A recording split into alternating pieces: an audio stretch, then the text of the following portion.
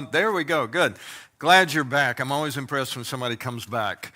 And we're going to go to see the valley where David killed Goliath and hopefully learn some lessons about facing our own giants tonight. I want to remind you of some resources we have. Some of them are free, like the book we give away at this website. It's a little PDF book, a download book. It's the same thing I give my travelers when we go to Israel. It's full of diagrams and charts and drawings and photographs and little short bits of information. I wanted to share with you a little bit about our books tonight. Our best-selling book that we've ever had, it's been out for a long time. It has been republished. It's called The Search for God's Own Heart. The story of David is one of our favorites. I mean, all of us love the story of David. There's such great stories. David is known as a man after God's own heart. He's also clearly known as an adulterer, a liar, and a murderer. How in the world would he get such a title as this?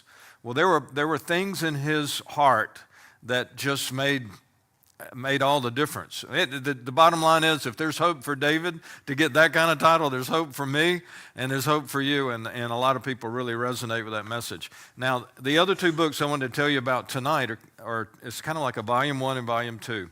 It's called Secrets from the Ancient Past and More Secrets from the Ancient Past. This one's More Secrets. They look so much alike, a lot of people miss the idea that these are actually two different books. These are short little lessons. You could use it as a devotional.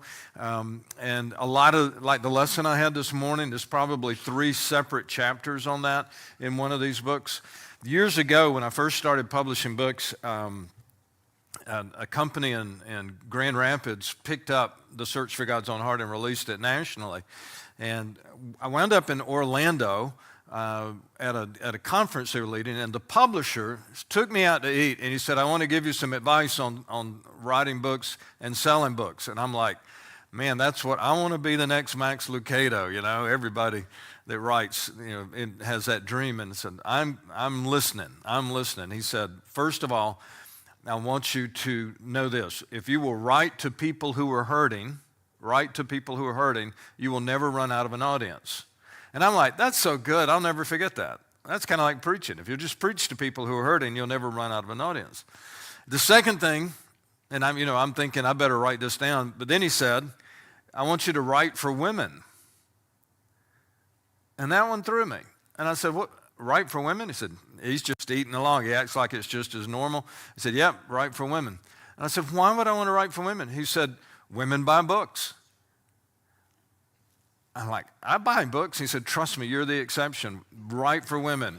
Women buy books. And I said, what if I want to write for men? He said, well, in that case, you want to put lots of pictures in your book.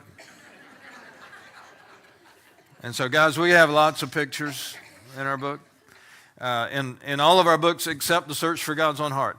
Anyway, those are 2 of our resources. There are more resources out there that you may want to look at. We have another free resource. It's called The Photo of the Day. I'd love to get you signed up for this. And there's 2 ways to sign up. You can go to our website, experienceisraelnow.com, and just scroll down until you find the place that says sign up for our free photo of the day. If you do that, you'll get a photo in the morning. If you put your name and email address out on that book table, you might get a photo in the morning. It depends on whether or not I can get your name plugged in. But it's just a little short photo with a little couple of paragraphs, and we'll send it to you 5 days a week. If you're interested in some of the things I'm sharing with you, imagine how much information you would gain in a year's time with, say, 250 of these little photographs. And we send that out to more than 1,500 people every Monday, Tuesday, Wednesday, Thursday, and Friday. We have a YouTube channel. It's called Secrets from the Ancient Past. Got lots of little videos. When I say lots, maybe 80 or so. Some of them were shot in Israel on location. Others were in a studio where we have background video, kind of like I do right now. Tomorrow night, we are going to go to Jericho, and we're going to look at the crossroads that's there. This is one of the more fascinating insights that I think I picked up after traveling to Israel so many times. Been to Israel 25 times, by the way, and I was planning on going in April with a group and in October with a group. Both of those group trips have been canceled this year. Turkish Air just last week canceled all of their flights to Tel Aviv through October. It's a political thing. They just want to punish Israel, which is, if you've read the Bible, I will bless those who bless you. I will curse those who curse you. It's probably going to backfire on Turkey. But anyway, we lost our group trips. I'll still be in Israel, God willing, and if my wife lets me out the door in April for another video trip. But I will tell you this, I feel perfectly safe traveling in Israel no matter what the news says. There are 9 million people living there. There are children going to school right now. They're not going to virtual classrooms. They're in classrooms in Israel. People going to the hardware store, people working. And in some small areas, they are fighting. I'll show you the Gaza Strip in a minute as we pass by it. Tuesday night, we're going to go to Jerusalem and walk the Via Dolorosa, and listen to what Jesus had to say, the last lesson that he had for us. He's always teaching. Then Wednesday night, Grace for Breakfast, one of my favorite messages. It'd be a great way to end our time together.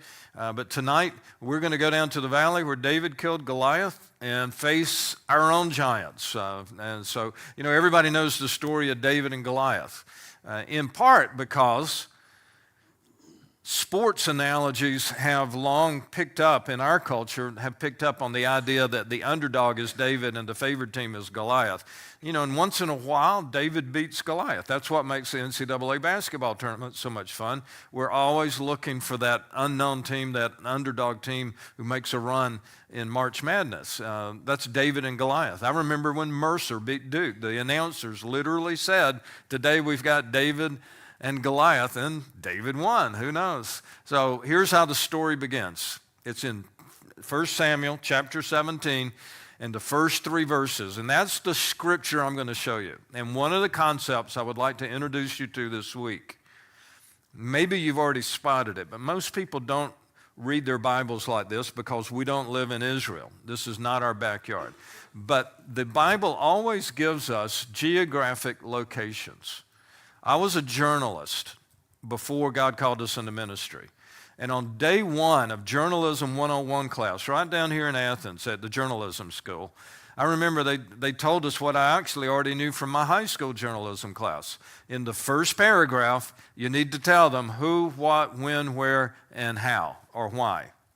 It's the where I want to concentrate on. So here are the first 3 verses of this story. This has been called one of the greatest examples of biblical geography in the entire Bible. The Philistines gathered their forces for war and assembled at Soka in Judah. Judah's in the southern half of Israel. Soka's a place. I know this is not the interesting part of the story, but I want to highlight the geographic reference points. They pitched camp at Ephes Damim between Soka and Azekah. Saul and the Israelites assembled and camped in the valley of Elah. I want you to, we'll learn a little bit of Hebrew while we're here. I'm not a Hebrew person, a Hebrew scholar, but it's kind of cool to learn a few words. I want you to say Elah. Blow the H out. Blow the H out. Elah. Elah. Yeah, okay, we'll pass. We'll go. They drew up their battle line to meet the Philistines. The Philistines occupied one hill, the Israelites another, with the valley between them. A champion named Goliath was from Gath. There's a boy coming from Bethlehem, and soon they will chase the Philistines on the Sha'arim road all the way to Ekron and Gath. All kinds of geographic reference points. We'll start here in Madison County and fly over to Israel in less than 30 seconds. How long does it really take to fly to Israel? Well, from the time you were comfortable at home to the next time you're going to be comfortable, it's about 24 hours. That's the hard part of this whole trip, if you've ever been or you're thinking about going. We're going to go down here, and let's go look for Azekah, Soka, Gath, Valley of Elah. And right down here, you're going to find the Gaza Strip. That is, this little tiny strip right here, that is half the size of your county, exactly half the size. You have about 280 square miles. Gaza Strip has 141 square miles. This is Gaza. This is the northern part. It's all been destroyed now. It's just a mess. It's a whole nother talk. We're not going to get into that, but I figured you might be interested in that. There are 2.3 million people living in Gaza, in the Gaza Strip, and there are 30,000 people living in your county. So I think I counted it up. That's 77 people for every one of yours. Here we go. Elah Valley. We just passed Gath, Azekah, Soka, Sharim. Here's Bethlehem. David's father said, I need you to go check on your brothers. They're all down with Saul and his armies, and Goliath is in the valley. David knows exactly how to get there. The road follows the valley. I mean, that's where road builders always put their roads, in the valleys. You don't make things more difficult than they need to be. David's on a donkey. He has some supplies. He needs about half a day to get to where Saul and his troops are stationed. Here's the valley of Elah. It turns here, has a big elbow turn right there in front of Azekah. And so between Azekah and there's Soka in the distance, that's where the battle took place. It's a perfect place. There's water down in the valley. There's elevated hills for the commanders to watch. And we're flying over what's called Tel Azekah, T-E-L. T-E-L, it's an artificial hill. It's where the city used to be. It's sort of the foundation for the city. And so this is the valley of Elah below Tel Azekah. I know when you look at these tells, I remember the first time I went, I mean, my wife put it well, it's a bunch of rocks. If you don't have a guide to make the rocks talk, it's kind of hard to tell what you're looking at. But look what's here. All of these people are sitting on benches, and can you see the Hebrew writing on them? Every bench has a verse from 1 Samuel 17. That's the story. That's where David defeats Goliath. That is the only man-made reference point on this hill that I'm aware of that will say anywhere around the valley, this is where David killed Goliath. And yet if you ask somebody who lives in Israel where this valley happened, they could take you there. I mean, where the battle happened, they could take you to the valley. They all know it's their backyard. Here is a drawing that I think is very, very helpful. This artist said, okay, picture this ancient city. So here's a gate. Your gate is the weak point of your city, and yet it's also the grand entrance. The king would sit at the gate. Your city elders would sit at the gate at a certain time of day. This is where you'd go to do business, kind of like your county courthouse. You remember Boaz, who married Ruth? Do you remember where he went? You know the story? Just checking. Seeing it, Ruth, it's in the Old Testament, in the Bible. So Boaz and Ruth fall in love, and Boaz goes to the city gate to buy some property, but he gets a bonus with the property. He gets the girl. But he has to go to the city gate, and they don't do business the way we do. He gives a sandal. There's a sandal trade here, but everybody there knows about it, and they all celebrate. By the way, what was Boaz before he got married? You went to seminary? Yeah. What was Boaz when he got married? A male. He was ruthless. That's a tour guide joke. I heard that so many times on the bus, and I got to where I just warn people, just laugh. It'll make him feel better. All right, I want to show you something more important about this than just the city gate. By the way, your city gate at home is the one you put deadbolt locks on. Your door is your weak point in your home. That's where you greet people. And you put deadbolt locks on there because it's your weak point. A city only has one gate, typically. It would have to be a pretty large city to have more than one gate because your gate is a weak point. That's where your enemy's going to go. Look at the double wall impact here. If your enemy were to, he's still got one more wall to go. That's a kill zone right there. That's a kill zone. And you don't, if you're going to climb that wall, you wouldn't climb the wall. That's what would happen because of the kill zone. So watch for the double wall coming up in a minute in the ruins. I'm going to show you Tel Azekah and be able to show you some archaeological squares right here and here and here. The science of archaeology leaves a lot of this for the next generation, for the next level of technology. So they don't dig up everything. Right over here, we're going to zoom in a minute. That's the city gate right here on the hill. Now, the whole city was there, and between time, it's been 3,000 years since this story took place. Between time, earthquakes, and abandonment and then, of course, the wars that knocked everything down, it doesn't look like much. But an archaeologist studying all of this can tell you what all of this is, and you can kind of get even the handle of the different chambers in this city gate. So here is one other location I want to show you. On this hill up here is a collection of ruins called Sha'arim. Actually, if you look it up on the internet, I would advise looking up the Elah, E-L-A-H, fortress. It's fascinating. I was there in 2009. Nobody knew exactly where it was except the people doing the dig. And our guide took us up here, and we walked around for about 45 minutes before we found it. And bang, there it was. It was amazing. Why is this important?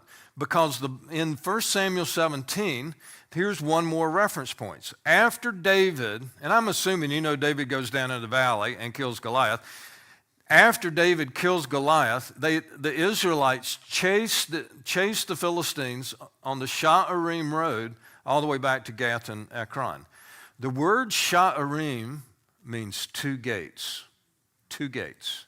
And so archaeologists have been looking for a city in this neck of the woods near the valley of Elah where two gates might be. Now watch this. Here's Ekron.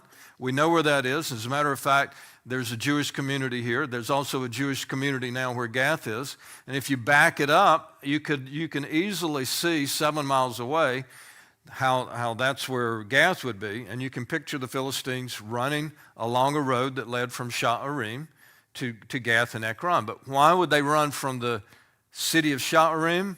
Maybe that's where Saul was hiding with all of his troops, including David's brothers. What do you see right here? Outer wall, inner wall, kill zone. Do you see that? You're learning a little bit about archaeology. I find all of this very fascinating. There are two gates in this fortress. That's all this is a fortress. It is very, very small. You can cover the whole thing on foot in a few minutes. This was a military fort. It was only in use for about 100 years, but it was during the time of Saul, David, and Solomon. After that, it went out of use. There's no good water supply here. So that's the hill of maybe. They're still arguing about it, but I think logically this is Sha'arim. And because it is a well-fortified fortress, that's why Goliath is down in the valley and the Philistines are behind him, but they don't dare attack Saul. The worst thing the Philistines could do would be to come up here and try to just overwhelm the Israelites. The easiest thing to do is to get the Israelites to come out of hiding because the Philistines are bigger and they're better trained and they're well armed. So they want to get him down in the valley. Here's the city gate. Right here. Again, it's just the foundation. Everything's been destroyed, but you've got 4 chambers, and this is the way in. There's the threshold of this city gate, and people would come in, and these are foundations of rooms. Might have been houses, but it might have been just military barracks. If you come to the other side of the city, this is the second gate right here. And this time I'm going to let the drone fly all the way over to the second gate so you can see for sure that there are two gates on the city. The word Sha'arim means two gates. This is the only archaeological find in the area where you've got a fortress with two identifiable gates. It's quite possible Saul, quaking with fear, he should have been the one to go down in the valley and fight Goliath. He's the biggest one. He's got armor. He's the king.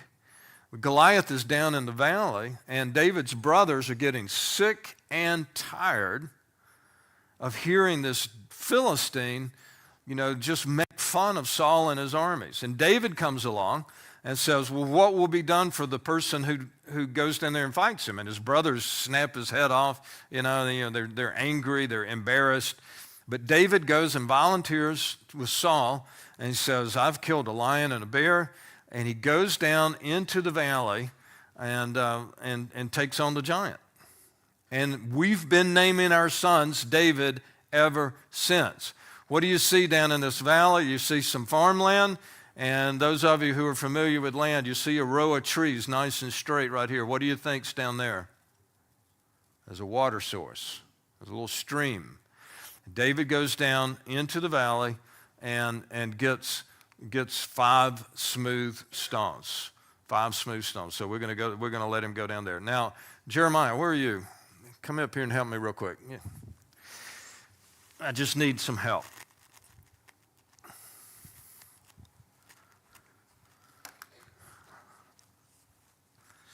How are you? How old did you tell me you were? 16. Yeah, that's good. Good age. Come here. Now, you used to play a little baseball, you said? Yes, sir. Yeah. So you're familiar. Everybody here familiar with baseball, right? We're going to use some baseball imagery. Only this time, we're going to use a sling. So here's your sling. I have with me 5 smooth stones from the valley of Elah that have come all the way to Moons Grove Baptist Church tonight. So I need you to pick out one of these 5 stones. Now, David chose 5 smooth stones. Go ahead and put it in there, and you know how to do a sling. It's fine. Just get used to the feel of it. Now, I'm just kidding you. Put that sling in there and just kind of get a feel of it. And I want you to, well, there's TV up there. I don't want you to hit that. The doors look like a nice target. Just kind of visualize that for a minute and just hang on just for a minute, okay? Just visualize it. Just visualize it. Yeah, this works every time. Everybody wakes up, they get real alert. Now, I got a question for everybody. Maybe we can ask you, but I'll ask everybody. Why did David choose 5 stones and not 1, if he's confident God's going to help him? Or why not 100? Why 5? Anybody have an idea? Just talk. You don't. See, I get that answer every single time. Goliath had brothers, and that is a very American answer. That's the kind of answer I would give. And what's another American answer we would give from why David would choose more than 1 stone? What's a logical reason why you would choose more than 1? You might miss. I mean, we send Barney Fife into battle with 1 bullet, but not. I don't want to go with 1 bullet. I want to go with lots of bullets. A Jewish answer, and here's, think Jewish, because the Bible is written by and large, almost everybody who wrote the Bible was Jewish. Luke is an exception. Almost everybody in the Bible is Jewish. There are exceptions, but almost everybody is. And so when you ask a Jewish person, why 5 of anything, what is a Jewish person immediately going to think of when you hear the number 5? The first 5 books of the Bible, which are called Torah. And if you think about it on the timeline, that's David's entire Bible. Now listen to him. He goes out into the valley and he makes this incredible speech. You come against me, he says to the Goliath, with sword, spear, and javelin, but I come against you in the name of the Lord our God. And this very day he will hand you over to me.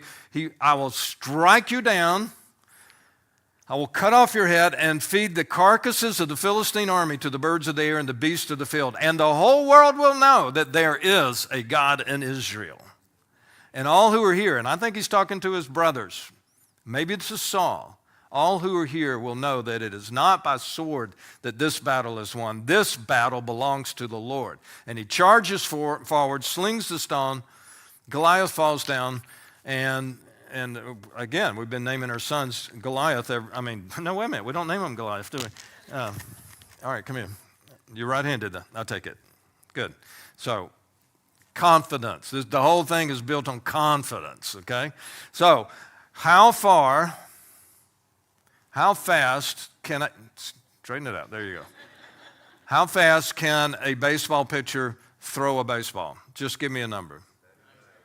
75 to 100. It depends on how they are. You know how fast you could throw it? 8 something, yeah, good. Pretty fast. But think about David is maybe 13, 14, 15. Not very old. But if you could extend a baseball pitcher's arm by this far, how fast are we talking now? And if you do the physics, just do the math on it, you're talking about adding 50% of the speed, roughly. And David's been practicing. Do you think, David, you can put your arm down. Do you think, just forget it. Do you think that David enjoyed his job watching sheep all day long. I don't either. I'm with you. He did it. He did it. I mean, that's what his family does, and he lives in a different day and age. But watching sheep, I've watched shepherds who watch their sheep. They don't look like they're just engaged in the work. They're kind of just casually walking around. But David has been sharpening that skill. He's just been bored. He's been throwing rocks with the sling, throwing rocks. Go to Israel, you see 1,000,000 rocks. I don't care where you are, you're looking at 1,000,000 rocks. This is the rockiest land I've ever been to. And David uses what he has and in the time he has, and he doesn't even know he's getting ready for the biggest job God's ever going to give him in the first time he steps in the public arena. Now, what happens when a baseball pitcher hits a baseball player at the plate in the head with a fastball? Huh? He's going down. He's going to fall down the base. He's also going to get at first base, but that's irrelevant. We all worry about the batter who got hit in the head with a baseball, even if he's wearing a helmet. But if he gets hit with something running 130 miles an hour without a helmet to protect him, this is deadly. When Goliath got hit, he went down, and he didn't just go down. Look at every detail the Bible gives you about this story. Goliath went face down. He didn't fall backwards. He went face down. This is not long after the Ark of the Covenant was stolen, and the Philistines put the Ark in the temple of Dagon, their fish god. Do you remember what happened? They shut the door, everybody goes to bed, and they come back the next morning. What happened to Dagon overnight? It fell down. And so they stood their God back up. If you ever have to stand your God back up, you need to get another God. They shut the doors, they go to bed, they get up the next morning. Dagon is face down. This time he's broken. Hands, feet, head. He's useless. And the Ark of the Covenant has to go to the next place. Here's something I see in Revelation. At the end of time, every human being who has ever lived is going to go face down. Every tongue confess, every knee bow, face down. And the only way to survive that moment is to go face down now. To voluntarily say, I believe, and then when I get to that day, every knee bowing, every tongue confessing, I'm singing a praise song at the same time. Hey, thank you, Jeremiah. Thanks for helping me. You can just drop that right there. I may need it in a minute. Thank you very much. You woke everybody up. Great, great, great. Here's a question. Why does it make a difference that we can go to the Valley of Elah? I mean, is it really that big a deal? Well, one of my main messages in all of the things I write and when I take a group to Israel, you get this message constantly, over and over, from any tour guide. And that is this: the Bible is the only religious book in the world that will give you a geographic location. It will give you the where of the story. Not in the Quran. I mean, the Quran has less than 10 geographic reference points. The Quran's not trying to tell a historical story. The writings of the Eastern religions, Buddha and Taoism and all of that, they're not telling a story. It's just a bunch of do's and don'ts. I will tell you this: the Book of Mormon tries to give geographic locations in North America, and there's nothing there. There's nothing on display in the Smithsonian about all the events the Book of Mormon says happened in North America. They've had to issue statements. Our nice Mormon neighbors, they've said, why don't you find our artifacts? They can't be found. What happens when the where of your story proves to be false? It's just an open-ended question. But I will tell you this: of the millions, and I'm not making that number up, millions of artifacts that have been found in Israel and the other lands of the Bible, Egypt, Italy, Greece, Turkey, Syria, the other lands, there's not a single artifact that I'm aware of that ever contradicts the where of the Bible's statement of history. Every archaeologist I've ever been around has a Bible in the backpack. has a Bible in the backpack, even if they don't believe in God, which is usually the case for most archaeologists. I don't know, I don't get it. I don't know why an archaeologist would see that the where is always correct and draw the conclusion that the story was made up. I don't get that, because the most natural conclusion is all of these different writers in the Bible, some of them didn't even know each other, but it seems like they're telling one story from Genesis all the way through Revelation. Well, let me get back to my story. David kills Goliath in the valley. Then he starts spending time with Saul, the king, and Jonathan, his son. They become very close friends.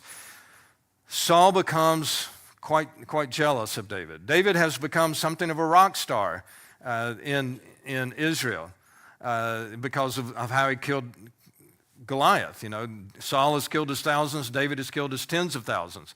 David has to run for his life, and the first place he goes is Nob. We think that is right outside of Jerusalem. And he finds some bread. Jesus refers to this. He gets the consecrated bread. And he asks the priest, do you have any weapons here? Now, the priest thinks he's working for Saul. And he says, well, I've got the sword of Goliath. And so David says, I want it. And the priest gives it to him. He thinks he's working for Saul. Plus, to the victor belongs the spoils, right? And so you got David with this huge sword. One writer that I read, and I like the imagery, said he probably he put it on his back, strapped it on. He looked like Mel Gibson in Braveheart. You know, he's fleshed out by now. You know, he's going off. Where does he go next? Anybody know? You see, I ask that question every time to make sure we understand the Bible is not our backyard. We don't live there. If I asked you a story about something that happened in this neighborhood years ago, many of you would be able to tell me exact details, including where it happened. But since the Bible is not our backyard, we have to do a little bit of homework, and we have to look. But this is crazy. David goes to Gath. You remember Gath? That's where Goliath is from. And you mentioned those 4 brothers that Goliath had. Well, he had brothers, he had cousins, he had friends. David, again, picture him. He's got the sword of Goliath with him, saunters into this city, and that Tel over there, that hill is Tel Gath. And when he gets inside, he realizes, oh, this might not have been the brightest idea I ever had in my life. And he acts like he's crazy. He tries to look like a rabid animal. He starts foaming at the mouth. And he starts clawing at the city gate. Remember the city gate? That's where Boaz goes to get married. That's where the elders are. David goes there and tries to get himself kicked out of the city by acting like he's crazy. Interestingly enough, it works. Look at this beautiful picture of Gath. See the archaeological digs? Look, the first series of hills right up there. Cross those hills, you're in the valley of Elah. The distant hills, that's Bethlehem. Everything's very close together.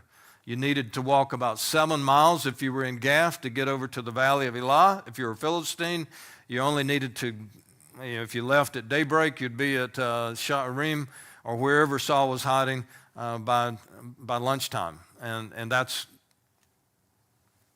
it's just all so close together. It's so crazy how close things are. By the way, this is the closest our groups ever get to the Gaza Strip. It's about 8 miles from here.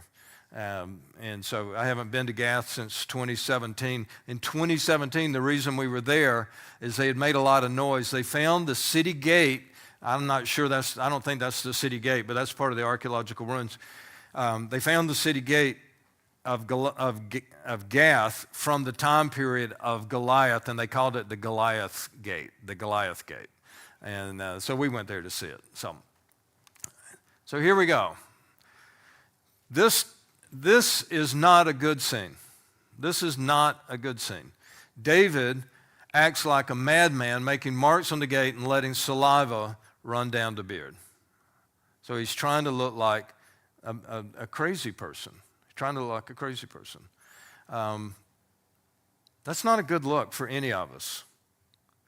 I mean, if you're thinking about applying for a job this week, don't spit on yourself. Maybe you thought that was a good idea. I don't know.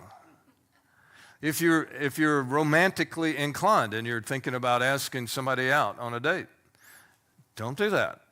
Don't act like a crazy person and don't spit on yourself. I realize it's frightening, but you're not going to get a date if you do that. Now, I want to show you something. This is the first time David goes into Gath, or he's around the Gittites. He will later come back, and I want to show you something that happened 37 years later. When the king set out, all the people following him with all the Kerethites and Pelethites and all the 600 Gittites who had accompanied him from Gath. This is when Absalom has moved in for a coup he's in Jerusalem, and David runs for his life. He takes his family, and 600 Gittites are his bodyguard. What in the world happened? I'll tell you what happened. Do you remember the speech Goliath made down there in the valley? Send your champion down, and the two of us will fight. Whoever wins this fight, the other side will serve him. If your champion beats me, we will serve you. And all the Philistines just laugh uproariously. Who's going to beat Goliath? David goes down and beats Goliath. When he went into Gath, the very first time, with the sword of Goliath on his back, as if to remind them that they had a contract to honor, they were ready to serve him. And he panicked. He was by himself. He was afraid. David never does well when he's by himself. Neither do you. Neither do I. Never does well when he's by himself. And he got in there. You know what? You read the story as many times as you want. The people of Gath did not handcuff him. They didn't put ropes around him. They didn't put him in a prison. They didn't even try to hurt him. They just kicked him out of town because he was crazy. I mean, he was acting crazy. The only thing that held him prisoner there was his fear, but for the rest of his life, in some of the Psalms and other places, David will talk about that moment when he escaped from Gath. But what really happened is he had a panic attack. He had a panic attack. Now, I need another volunteer. This time a girl. Is Cora still here? Corbett? Come here. Real quick. You were volunteered. I won't say that Eli did it, but maybe. So here's my lesson. Thank you for coming out. I hope you were awake. Thank you. First of all, I would like, you can model something for me. First of all, this is a water jug, and if you want to come up and see any of the artifacts I have with me this week, that'd be fun. That's a water jug from the time of Jesus. So don't drop it. This is a necklace from the Iron Age. Now the necklace, the thing that holds these beads up, these stone beads, is a new necklace. So that's from our time. But the little stones that are here, looks good on you. The little stones are 3,000 years old. That goes to the time of David. That's one of the oldest things I have.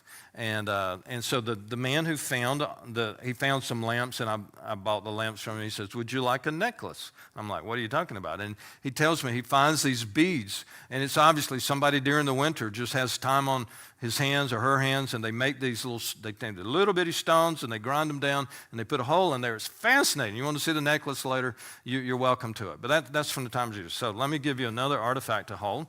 You have to give the necklace back later, but you can wear it tonight. So I also have this artifact. Have you ever seen one of these? Some of you have. Just a phone, right? You know a phone? You've read about them? Or do you have one of these? You have one like this? How would you make a phone call with this?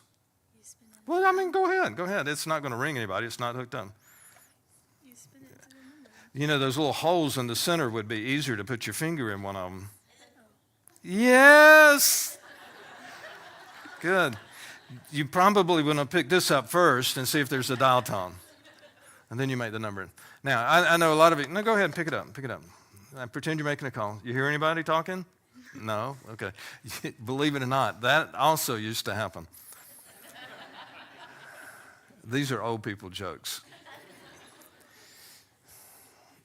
The internet was so bad with these things. It was dial-up. Anyway, do you remember how this worked? You know, you had to dial the number. Now, I can still remember the number. It's 4, 7. And see how it takes like a second or so for that 7 to get back? And like with a 1, it's nothing. And then there's this 8. And now, the whole time, it's taken several seconds to dial this number. And every night, I'm trying to make this phone call. But the last 3 digits, they tended to get me. There was an 8, and there's time to think about her dad answering the phone. And then there's a 9, 2 brothers. And I really don't want to talk to her. And I would take the phone. I'd just hang it up. I was too scared. I was too scared to make the phone call. It terrified me. And for days and days and weeks, I would try to make the phone call, and I just couldn't work up the nerve to make the phone call because there was a girl on the other side of this line, but there were lots of people other than her that could have answered the phone. It's not like today.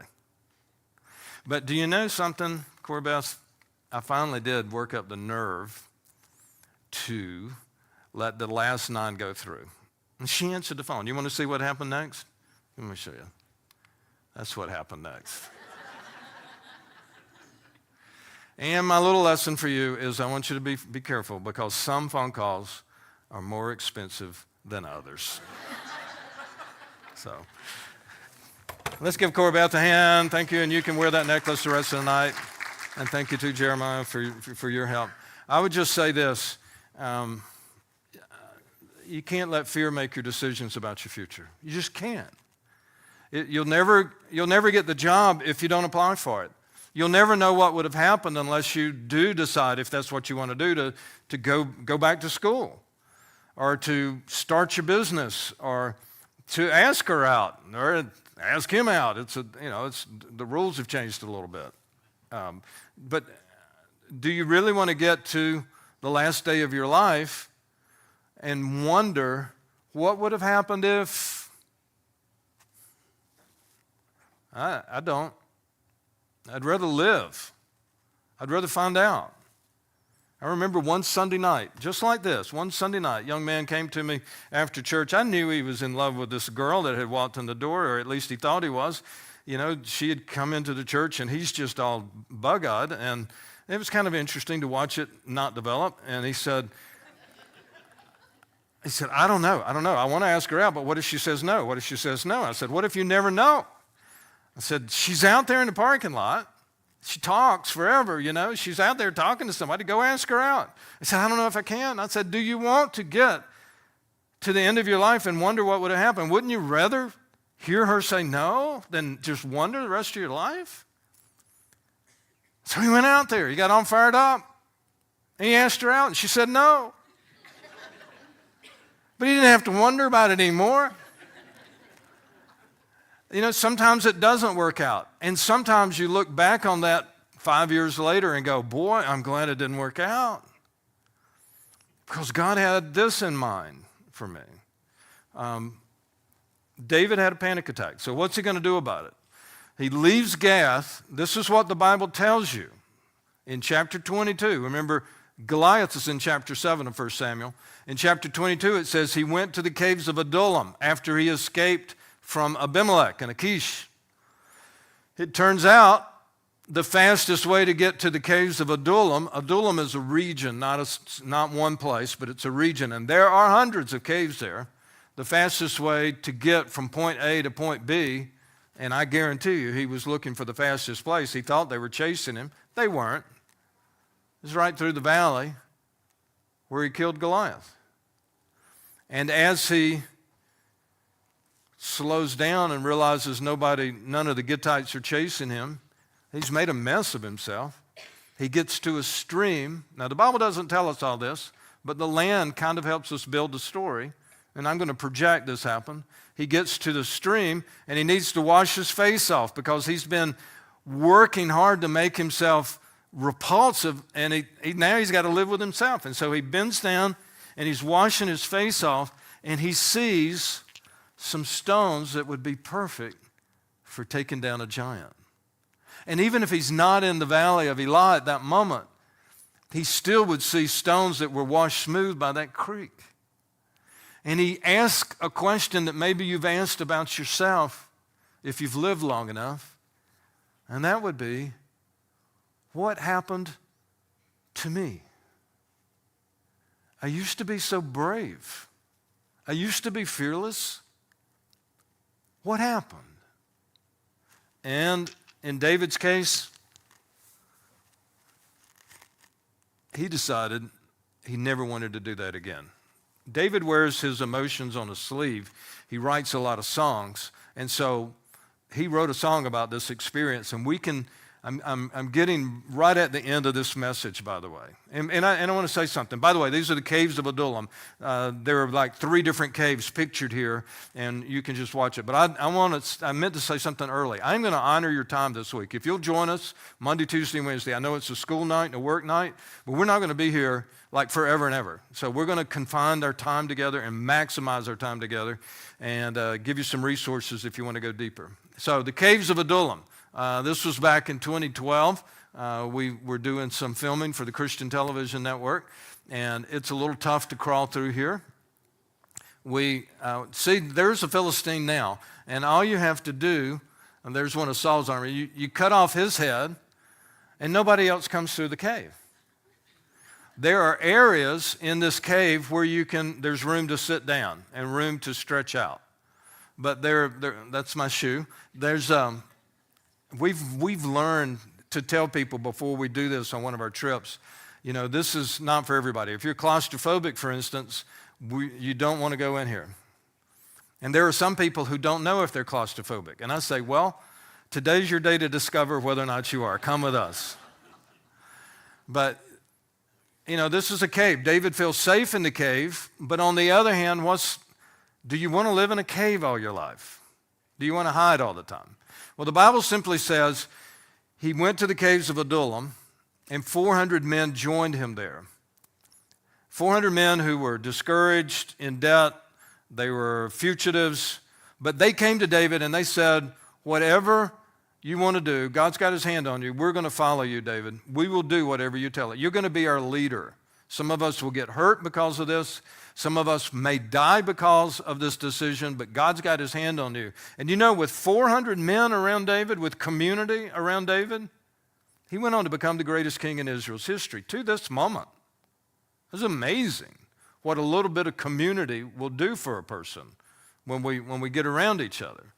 But David also wrote a song about this, and I think before the 400 people got there to get around David, this is where David made the personal decision that you may need to make tonight about not letting fear defeat you as if it's Goliath taunting you.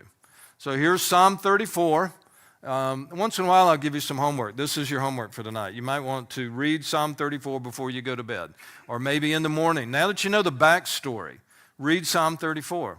Look, it says, when he pretended to be insane before Abimelech, who drove him away, and he left. There's only one story in David's life that matches that, and it's the one we covered just a moment ago. That's when David had his panic attack in Gath. Now, here's what he said. This, by the way, is an acrostic poem. It means all the 22 letters of the Hebrew alphabet. There's going to be one verse for each letter of the alphabet. So he's making something that he wants to be remembered. I will extol the Lord at all times. His praise will always be on my lips. I will glory in the Lord. Let the afflicted hear and rejoice. Glorify the Lord with me. Let us exalt his name together. Look at how many times David said, I am going back to a praise and worship lifestyle. I will always, at all times, I am never going to resort to some stupid plan B that has me spitting on myself again. If I'm going down singing. I'm going to be a person who sings for the rest of my life about the glory of God. I sought the Lord and he answered me. He delivered me from all my, and some of you may know this Bible verse. If you were to go around your neighborhood, or maybe you're going to school tomorrow, maybe you're going to work tomorrow, you're going to be in the grocery store, just look around. How would people in this community fill in that blank? Now, I'm sure some of them, many of them, would say, he delivered me from all my financial troubles. That's what I'm praying about right now. I'm really broke. I'm stressed. I'm in debt. I need help. Others would say, well, I'm sick. I don't really care about money because of this disease I have, and I'm going to die if I'm not healed. I sought the Lord, and he delivered me from my cancer, my illness. Others might say, it's this relationship. I can't stand it. Like, either save it or end it. But David wrote these words. Look at what he wrote. Fears. I think he's smart enough at a very young age to realize there are going to be seasons where he doesn't have a lot of money. That's just part of life. I don't want to be afraid of that part of life. There are going to be seasons where I'm injured or I get sick. I don't want to give in to fear at that point and just be terrified that I might die tonight. I don't want to face my death like that. And by the way, the older we get, the more we deal with that question, do we not? Here's a challenge to anybody that's kind of older, and I'm getting older. I got 7 grandchildren. When I was 17, anybody with 7 grandchildren was old. So here I am. What are you going to do? But here's the deal. Am I going to die terrified of death, or will I show that next generation and the generation before that I really do believe what I've always said I believe, that I'll take one last breath here and then it's one breath, brand new breath there. Hold my hand today. At that last moment, I promise you, Jesus is holding my hand in the next moment. You know, the closest you can get to touching the hand of the Lord right now is to touch the hand of somebody who's about to leave this earth if they're a believer. Isn't that a cool thought? I don't want to be afraid. And I don't want you to be afraid. God doesn't want you to be afraid. Faith over fear. That was on that jersey Jeremiah was wearing a minute ago. Those who look to him are radiant. Their faces are never covered with what kind of shame? He'd just been spitting on himself. I mean, look at the personal nature of this song. Taste and see. I'm not giving you all the verses, but, you know, the Lord is close to the brokenhearted. These are great memory verses. One of the things I would suggest that you do is a form of defeating stress in your life is to memorize Scripture. When you're memorizing Scripture, you cannot think about the thing that's causing you anxiety. It takes total concentration to memorize a passage of Scripture. We're not used to it. The people in the Bible did it all the time. The people who hung around Jesus knew when he was quoting Scripture because they had memorized it. A lot of them had memorized what we call the Old Testament. And I guess if you want to practice what we preach, you know, David was a singer, right? David wanted to sing, and that's one of his stress relief points. And I heard the refrain this morning that you were playing, Beverly, and I thought, yeah, we're going to do that tonight. Because some of you have been thinking about something that's making you nervous. And I don't know what it might be. But because we're talking about fear and using all these applications, you can't help it. If you've got something that's stressing you out, you're human. I mean, that's part of life. Singing, extolling the Lord at all times, that's a great way of defeating that anxiety. It's immediate. And you can go down the road with the windows rolled up and sing along with the radio. Or I don't care if you sing right out there at the office. People will leave you alone if you do. So we're going to practice that right now as we close. Just sing this with me. Don't worry about anybody else around you. We're going to sing it to the Lord. Turn your eyes upon Jesus. Look full in his wonderful face. And the things of earth grow strangely dim in the light of his glory and grace. God, thank you for bringing us together tonight. Thank you for the release that comes when we choose to sing in the hours in which singing doesn't always make sense. May we be a people who would extol the Lord at all times. May we be a people who would never let fear make decisions about our future. Lord, if there's a giant hanging over someone in this room, I pray that you would help whoever it is facing down that giant remember that you are the giant killer, that you can take down any giant yesterday, today, or tomorrow. May we be delivered from our fears. Lord, I thank you for the power of memorized Scripture, and I pray that all of us would practice that daily discipline of just doing something that Jesus did, and to remember to rejoice in the Lord always. And again, I say rejoice. To let the countenance that's within us be evident to all as an evidence that you are near.